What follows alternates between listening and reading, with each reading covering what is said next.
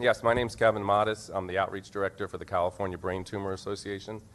And I spend my time full-time here in Washington, D.C., educating legislators regarding the health effects, the biological and health effects from wireless radiation. And part of our team is cancer epidemiologists, toxicologists, cellular biologists, all the people that the FCC do not employ. As a matter of fact, the FCC does not even have a health department. And the working around of health effects from wireless technology is really a sad chapter in the history of this country. And frankly, there's no nice way to say this. The wireless industry is lying about health, and they're lying about this technology and how it needs to be implemented. And coming from California, we have more insight because they're already beginning to install, so we know more about it. But I think this video is important because it's one of really high frequency, so everybody thinks it doesn't go very far. But it's a really big pipe, and so that's what allows you to gain the Well, wait a second now. Do we have the capacity to get that shown? No? it's okay. It's only 30 seconds. Okay. But I'm getting wavelengths that are bothering me. I'm kidding. This is downloaded. We're 3,000 feet away from our radio node. The cool thing about this is we did not move the radio node. It's pointing down to serve the customers in that area. But here, even 3,000 feet away, we're still getting gig speeds.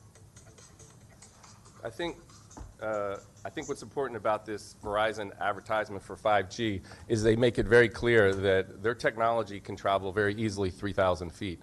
So that's more than half a mile. So what that means is they do not need to locate these transmitters so close to people. They do not need to locate them so close together to each other and not so close to human beings and other living things that will be affected by it. So they're really lying about the implementation of this technology. Councilwoman, if you look at this brochure here, this is from Verizon themselves, and this is regarding their insurance for their wireless devices.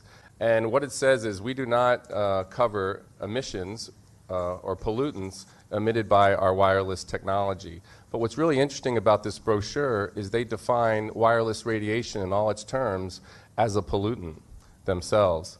And they say here, they do not cover and they exclude coverage for pollution, the discharge, dispersal, seepage, migration, or escape of pollutants.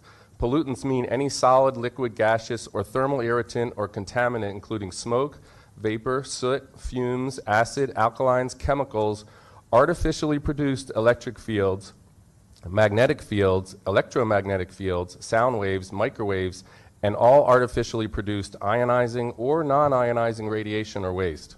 So what's interesting is they define wireless radiation as a pollutant when it comes to them covering and protecting themselves in terms of liability. But when they want to force it into our communities and blanket our communities with wireless radiation, supposedly it's safe. And I ask you, Councilwoman, that all of the representatives from the wireless industry be asked very specifically to state on the record that this wireless technology is safe for the health and safety of our residents. I want that on record because according to their own printed literature, that's not the case.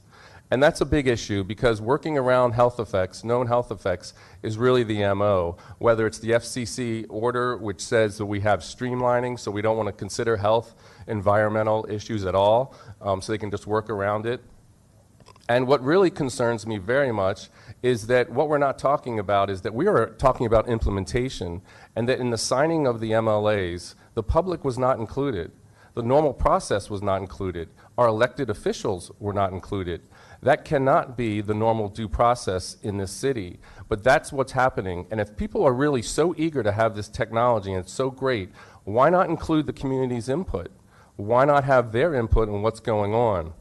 Now, another lie of the industry, and there's no other way to say it, is that these are going to be small cells and they won't be too bothersome to the community. This is in California. This is what it looks like when upside down, when they install. And what the plan is to be 4G. This is going to be 4G, and then they're going to put a 5G on top of it. And that's the power source that can be the size of 2 refrigerators. And you can see it's about 15 feet from this woman's home. There is no way this woman doesn't get sick, either short-term with neurological or long-term with cancer. Where is this picture? Could you? In Santa Rosa. Santa Rosa? Yeah, and it's in You can find it in an article. I can send you the article. Okay. So what we have is the industry clearly lying to public representatives, which should outrage you enough that you stop the process and you start over again, because this is a forcing and workaround, and that is the MO. And what you need to understand is no wireless device, and 5G included, is safety tested before it's put on market. No antenna is safety tested before it's put on market. They only have to fall under an exposure guideline that is a thermal guideline only, which means you're only guaranteed not to be heated or burned by your phone or your antenna. Anything below that over time isn't covered, and that's where the real health effects are. The reality is this is the greatest environmental and safety threat of our time, and instead of fighting back and pushing back, especially when we have safe alternatives like wired fiber optic to the home, we are spending millions and billions and just showing the way to the industry of taking advantage of us. This is when we need our representatives to represent. This is when we need our representatives to push back. And it can't just be you, it has to be the entire council. This is truly wrong. You can only microwave radiate people so much. And what you'll see in my packet is a report from the Army on millimeter waves looking at 350 studies showing clear biological effects below thermal, below our safety guidelines. And what's interesting about this report is they said the subjects of these studies, 30 to 80% of them were aware of it because our skin and our eyes are going to absorb a disproportionate amount of this wireless radiation. So you're talking about serious effects to our skin and our nerves and venerate our skin, so you're talking about affecting our entire neurological system and exposing our eyes to military-grade wireless radiation, and our eyes have no natural defense against this. So you're talking about putting this in front of people's homes, forcing it into their rooms. This is absolutely absurd. We have video from the FCC proceedings with one of the 5G engineers saying themselves, look, we are forcing these directed beams into people's windows at levels that we do not allow in our labs, in our safety labs. This is absolutely absurd, and the FCC shrugged it off and said, this isn't an issue we need to be discussing today. Okay, thank you. Thank you very much. I really think this committee is not in a position to evaluate what 5G, where 5G is in its development, until somebody clarifies that, why we need it, and when we need it. I see you have your hand raised. I'm going to go to you next. And then on top of that, whether all of these limitations that might be put on it are not feasible. Why not alleyways? Why not on roofs? Why not limitations in terms of where it's sited in any event? And will it really just enhance communication on the street and not anything in the homes? I think these questions have to be answered in addition to the ones about what other ill effects may be caused. But as yet, and I guess this is for our telecom companies when they come forward, but also Mr. Mottus, you have some views about this, so I'd like to hear them. Those are excellent questions. What's very important to understand is we already have 98% coverage in terms of communication between people. This is about the Internet of Things, things communicating with each other. And I would say we don't really need 5G. As a matter of fact, most of the capabilities they're talking about for 5G can be done through 4G and maybe even better.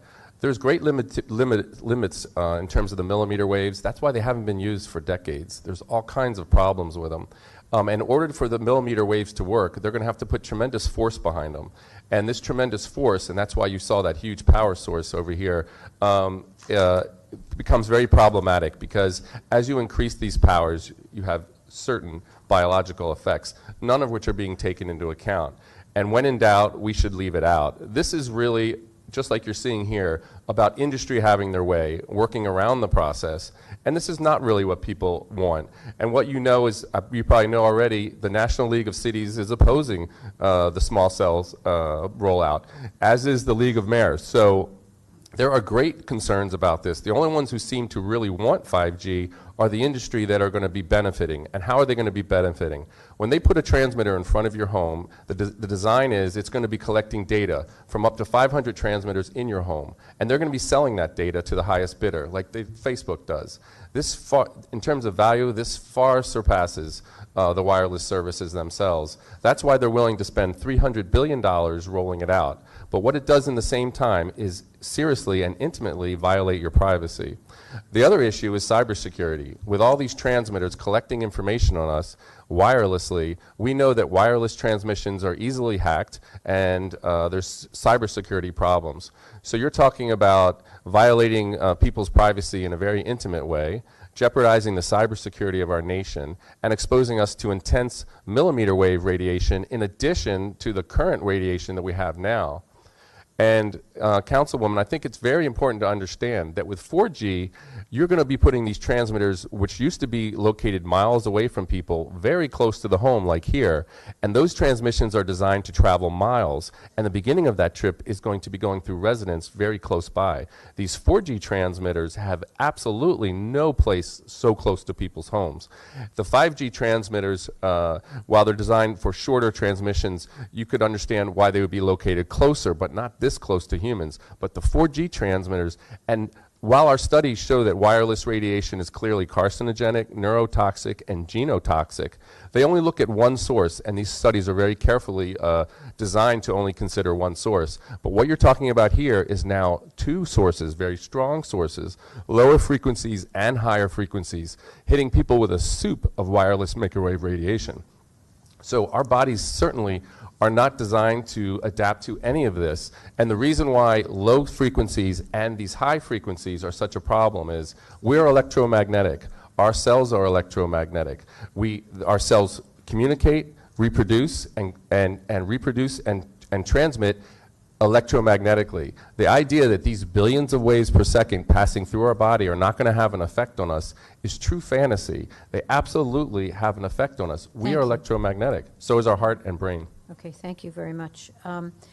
Did you say that the National League of Cities and the League of Mayors oppose 5G technology, or is it just that they oppose the FCC's order?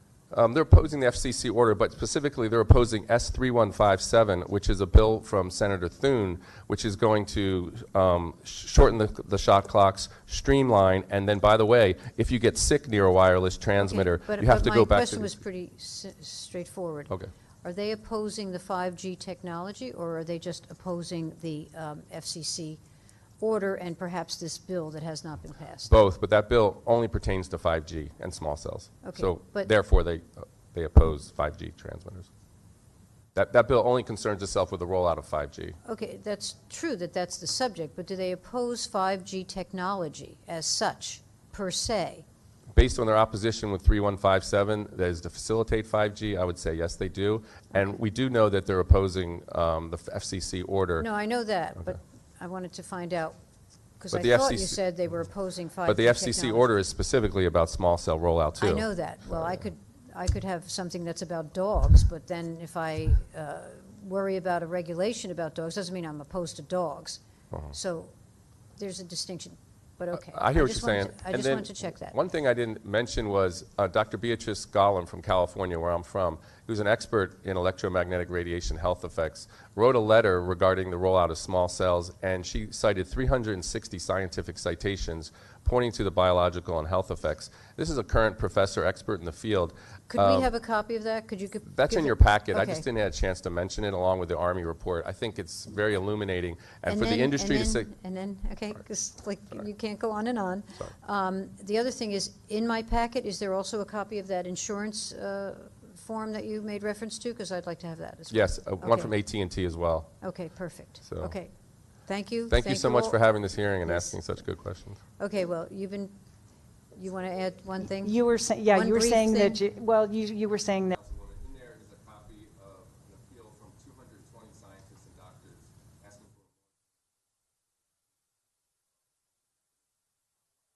for damages our cells. So we have the mechanism, we have the scientists saying it's a problem, the FCC saying it's safe without a health department or health professionals, and we know they're a captured agency. We have the industry pushing this. I very much want you to ask them to go on record in saying this technology is safe for our women, our children, our families that are going to be exposed to this, because they know it's not safe. They're protecting themselves in terms of liability, but they have no interest in protecting us. This is outrageous. This is the most important function of local government, to protect our health and safety, and it's being called into action now. Thank you. And thank you all for your testimony.